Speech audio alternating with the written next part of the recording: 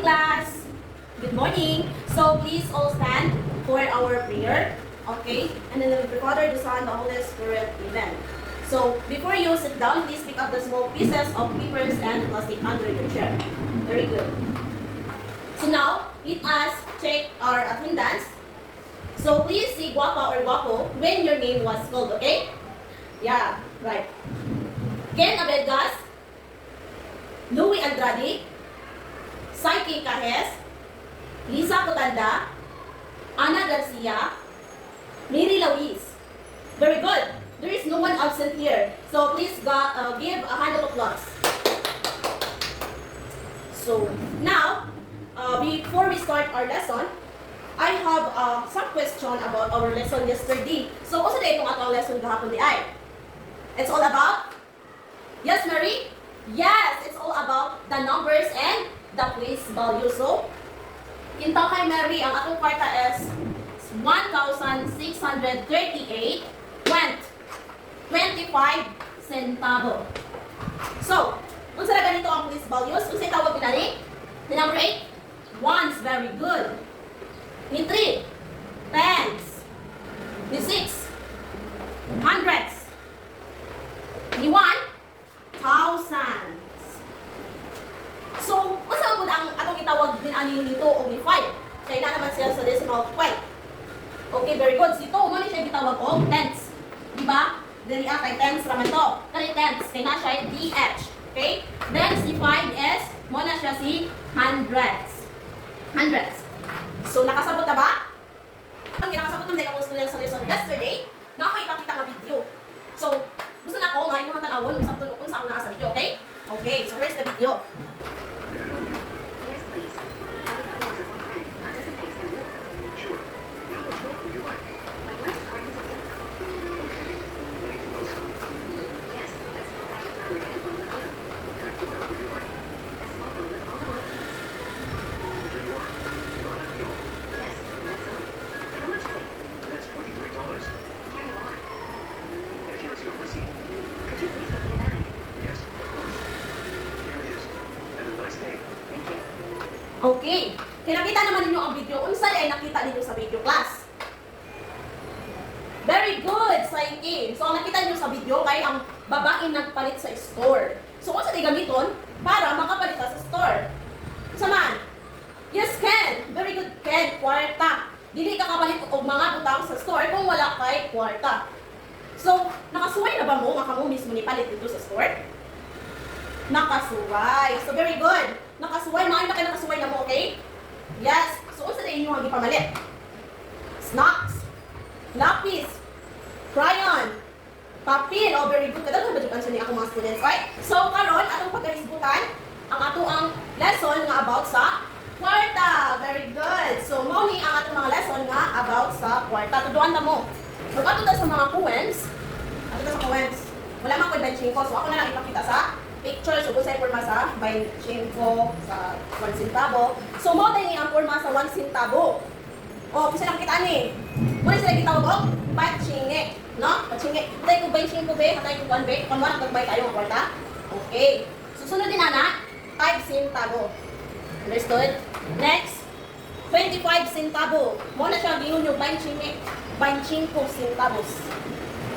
Sunod, 1 piso. O, piso. Inani forma sa piso. Kani, mao ni siya yung forma sa piso nga kani. Mao ni siya yung forma sa piso.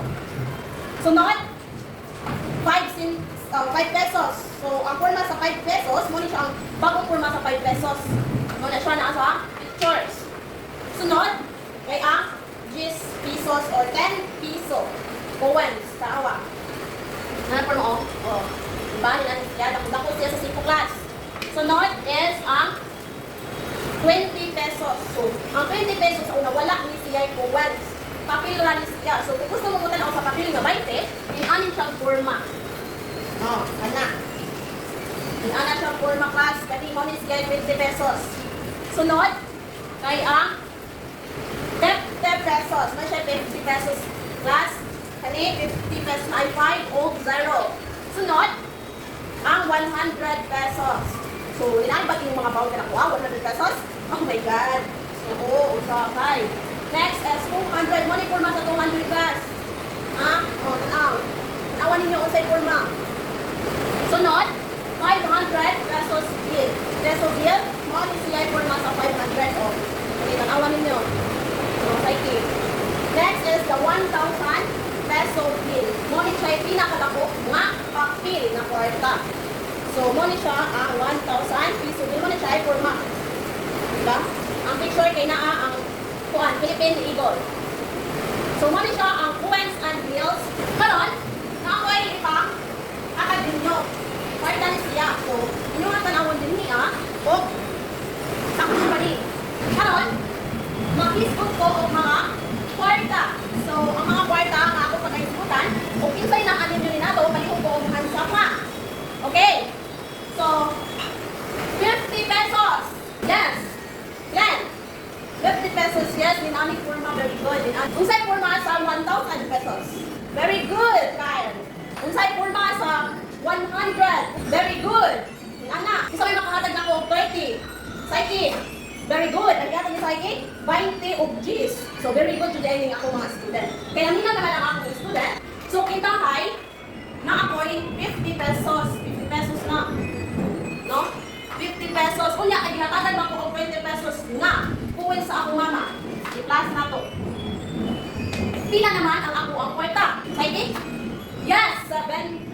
Kintay, si ma'am, naghatag na ko og 100. 100. Naghatag ninyo 100. Unya, ningon si ma'am, Psyche, balik sa dili kay akong tugangan og 200. Plus. 100. So, pila na ang kwarta nga gigunita ni Psyche? Yes, Kyle? Very good. 300. So, karon, manghatag ko og kwarta by pair. So, ang inyong buhaton, mangutan na ka sa imong kauban kung pila ang iyang naihap sa iyahang kwarta. Unya, mangutan na ko kas isa kung pila pod ang naan niya nga kwarta. O magkahibaw-anay mo o pila inyong kwarta, inyuhan ng i-plus. Unya, iingon na ko og pila ang inyuhang kwartang duha. Kasabot? Okay. I will give you 5 seconds only. Are you done? Can and wait? Can and wait. So, pila tanan ang inyuhang kwarta? Very good. 170. Anong na 170 man? Pila din ang akong nahatag. 100 plus 50 plus 20. Very good. 170. Next, Psyche and Lisa. Pila ang kwarta nga naan ninyo? 710. So, anong 710 man? 500, 200, o 10 pesos. Very good. Anna and Mary. Pila ang kwarta nga naan ninyo? 52. So, anong 52? 20 nga coins, 20 nga papel, G's, o duha ka piso. Very good. Kaya nga minaw naman ang akong students, karon akong i-discuss kung nganong importante ang kwarta. So, ano din importante ang kwarta? Yes, para makapalit. Unsa pa? Oh, para makapalit og mga gusto, maura. Very good. Unya? So, kay ano makapalit?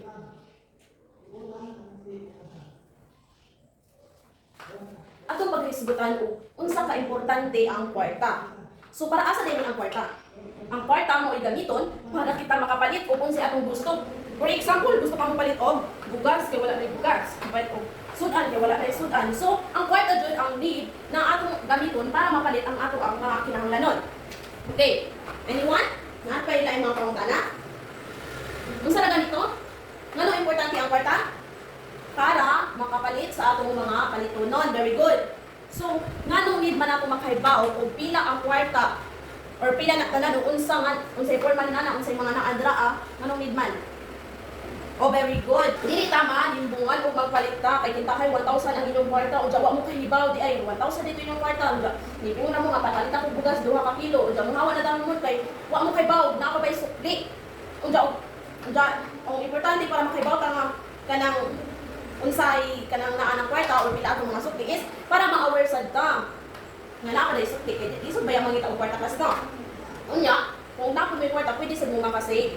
Kaya kung nakahibaw na mo kita kay 1,000 inyong kwarta. 100 ako na lang ipalit og bugas.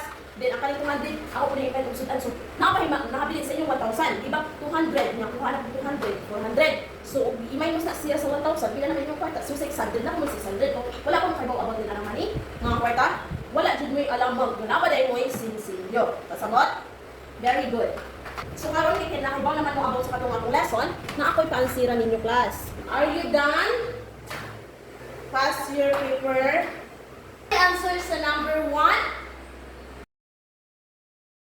1 peso o upat ka 25 centavo. Pila man na siya? 2 pesos. Very good. Number 2. 26 pesos. 25 pesos. Next is 320 pesos and the last is 500 plus 1,000 equals 1,500 pesos.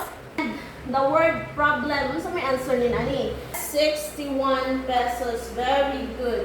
For our class ends, I will give you an assignment. So, ang inyong assignment class, kay magpadayon mo o ihap sa inyong kwarta, so magpatabang mo or need mo mga support sa inyong parents, inyong ati ba or inyong kuya ba, gamit ang tinuod na kwarta or pre-money na. Kung isa to na yung mga pre-money. Okay, pwede kaayon ninyo gamiton. O pwede na sa ang tinuod para makasabot mo. Okay? Understand? Okay, please stand up for the prayer. In the name of the Father, the Son, the Holy Spirit. Amen. Goodbye, class. Goodbye.